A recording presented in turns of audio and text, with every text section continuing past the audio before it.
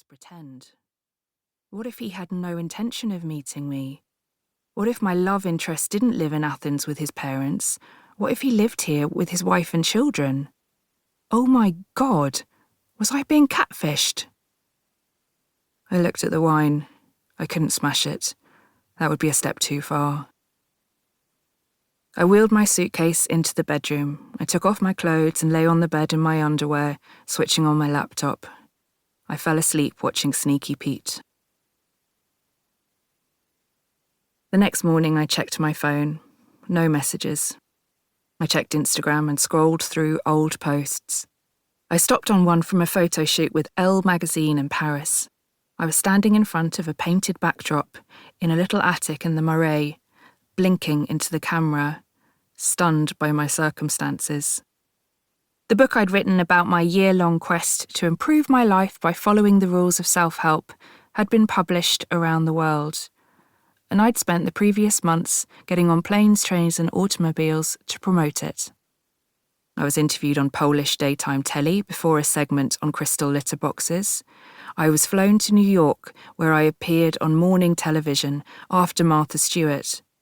I'd spoken to hundreds of ravers coming down at a festival in Holland, and to a room full of farmers in the west of Ireland.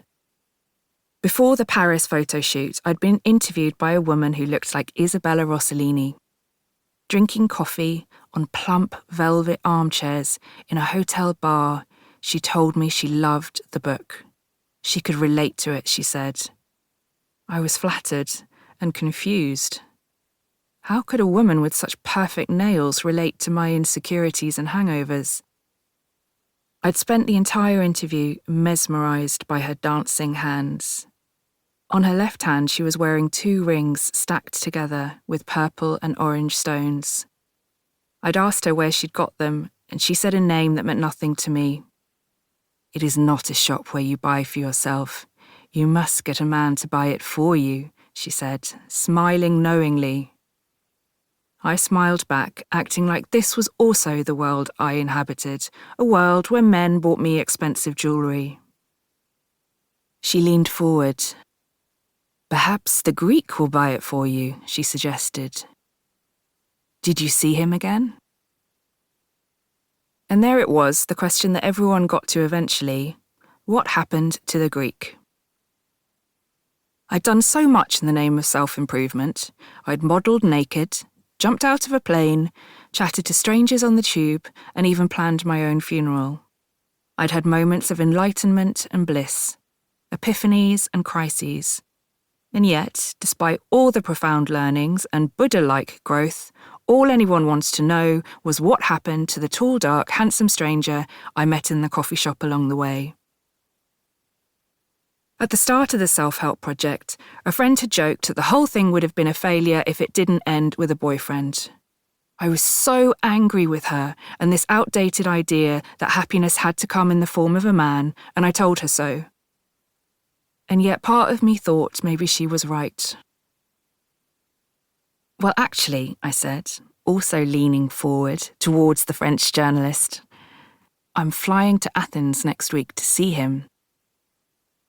She smiled again, and I leaned back, delighted that for once I was not the single loser.